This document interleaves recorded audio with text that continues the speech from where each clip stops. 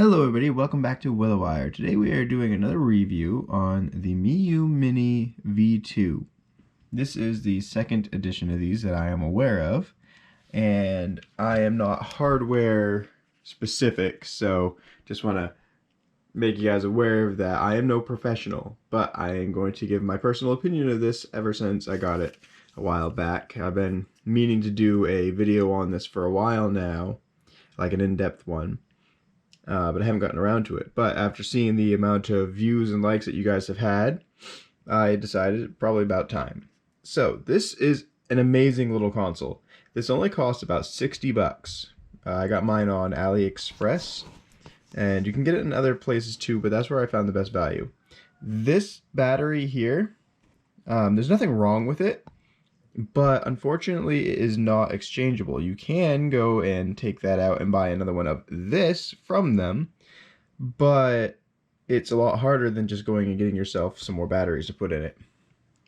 So this is not very big, as you can see from the size of it in my hand, but that doesn't actually seem to harm it. I will say that these buttons on the back, they are okay, they work, but my hands specifically, and I would assume anybody with hands about my size, it's not the easiest thing in the world to hold and do that. Like, let me see if I can get this just right. So you can see how this actually works. Like, you can see that it's not easy to press the back buttons at the same time as making this all work. It doesn't work very well. But if you hold the back and you don't have to use the bumpers like in most games, then it's perfectly fine. So here's how long it takes to turn on. So the power button is right here on the top. The itty bitty one right there. I know the lighting's a little bit dark right here, but I didn't want to have too much of a glare. Especially since this thing is actually lit. So you only have to hold that for a second to turn it on. And it does not take very long for this to come back. Got my reflection there. So you got the recent folder, the favorites folder. I haven't bothered trying to favorite anything yet. The games folder, the retro arc, which I tried a little bit. Didn't really find too much in there, but I know a lot of people are really happy with it. Apps and settings and such. I don't really mess with these three things. There's plenty of stuff you could do with them, and there's a lot of upgrading and all kinds of stuff. I heard something about an Onion OS that you could put into this, and that seemed like it would be really cool. But you got Famicom, Game Boy, Game Boy Advance, Mega Drive, Super Famicom or NES, or not NES, SNES. Famicom would also be NES. You've got PlayStation, Master System. You got the Wonder Swan Color, the PC Engine, Neo Geo PC or Pocket. I mean, Arcade, which is like MAME and Final Burn Neo and stuff like that. But MAME Plus is down here. Final Burn Neo is right here. I think Arcade might just be Arcade. That's probably MAME Plus right there. It's probably just MAME. I don't think they actually interchanged them all. The FBA hack I haven't tried yet. The Neo Geo. So you'll see there are a lot of games. For instance, this one has 4,442 games. And I have tested a lot of these. A lot of these games work really well. Like, I'll put on Contra here real quick. I was never a Contra fan, but I have been... See, it loads up really quick, too. Hopefully this is set right. But I have been debating going and recording it.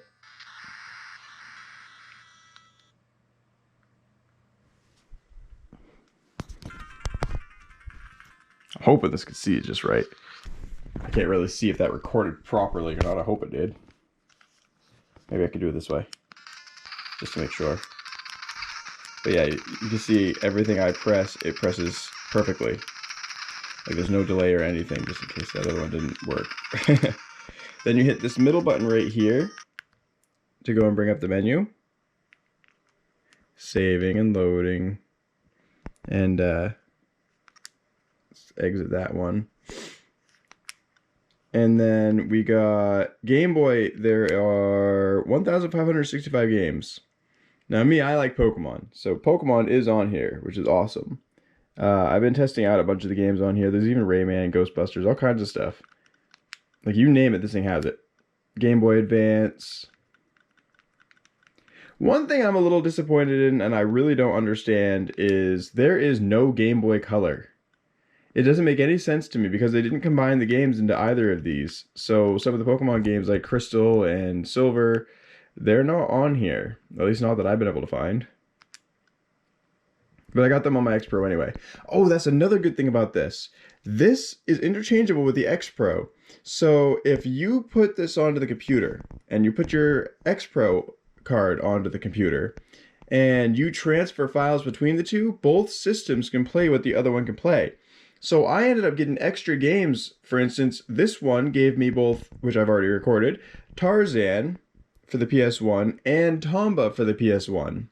Which was awesome because I'd never played Tomba before and I'd always wanted to. The Mega Drive has 3,867 games. The Super Famicom has 6,336 games. Oh, that's another thing too. For those of you that are worried about all the games being in Japanese or Chinese or anything like that, you don't have to worry about that. There are some that are natively from them. I only got 129 PlayStation games, but compared to the Super Console X Pro, it's a lot more. And they all work except for one so far. But yeah, there's even games that were only in those countries that have been translated on this system so that they're all in English. And I find that to be amazing because I've always wanted to play certain games and now they're in English. The Master System has 291 games. The Wonder Swan Color has 174 games. I'm going to try this. ArcLad's not a bad game. I'm going to try it because I haven't tried any of the Wonder Swan games, and those were all in other languages. I don't believe any of them were English. I'll have to look that up later to confirm it, but I used to play this on the PlayStation. Ooh, that's not looking good.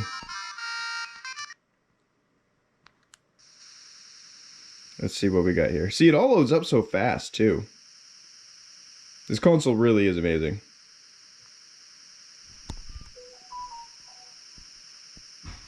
Wow, this is taking a while. Should have loaded up a faster game, I guess. No, not in English. Honestly, I'm not surprised. But if you want ArcLad, you could actually get it for the PS1. Or you can get it on the PS3 store. I'm pretty sure it's on the PS4 store as well.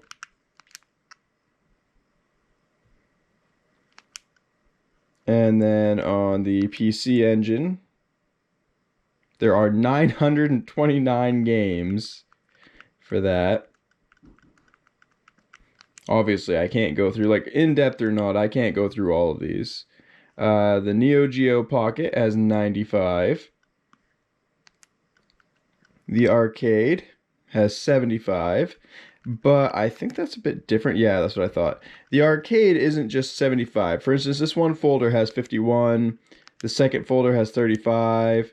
Third folder has 6. And there's actually a couple of consoles, including the PlayStation one that has multiple folders. There's 21 in this one, 63 in this one. There might be other ones, I don't know.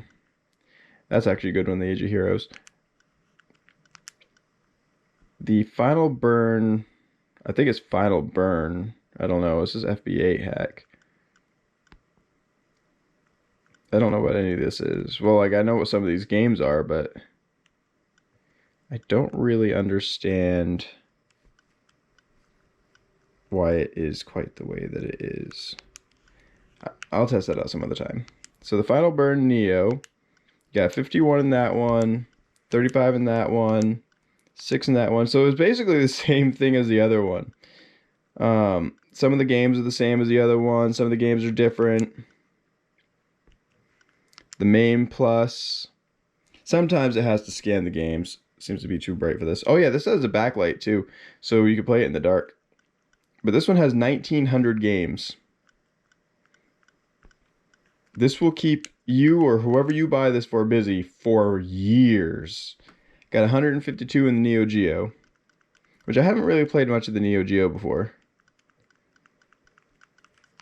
So, as I was saying, pretty much all of these work. There's not many that I've found that don't. And I'm not really sure what else you guys might want to see of this. If there is something specific you want to see, like, I wish I could put this up on the TV, but I can't because you got these ports here. You got the SD card slot there. You got a jack there for headphones, which is very useful. And you got the charging port. And, see, the graphics are just amazing, especially considering some of these old... Oh, you know what? That's what I can show you guys. All right, hang on. Exit game. We're going to go over to... Yeah, you know what? Let's go to Famicom. Famicom was all pixelated, right? Well, let's go to Super Mario Bros. Everybody knows what Super Mario Bros. Looks like. Loads up fast. Just look at the crystal clear graphics. Like, this is perfect. I'm hoping that I'm doing this justice with this camera. It looks kind of blurry to me. Hang on. Yeah, it looks kind of blurry in the camera to me, but I can tell you, everything is crystal clear. There is nothing wrong with this at all. Like, there's no pixels or anything that you can see. I know some people like the nostalgic look, but I do believe you can actually get that back as well. But on the side here, you got the sound, and see sound off. It can get pretty loud. I mean, I'm holding that as far back as I can. It's still loud to me. And it's easy to turn up and down. It's not one of those ones that's really hard to turn. So, this is actually my favorite handheld console. And I've heard that a lot too from people, and I understand why. This is amazing. So if there is anything else that you guys want to see about this, let me know, and I will test out whatever it is you want me to test. Like I said, I've never really gone into the RetroArch or anything like that. I did test it out once, and it just seemed like more games on it. They weren't, well, a couple that I checked were not in English. And to turn it off, you just hold the top button and shut it down. Oops. And easy as that. Already off. Easy on, easy off.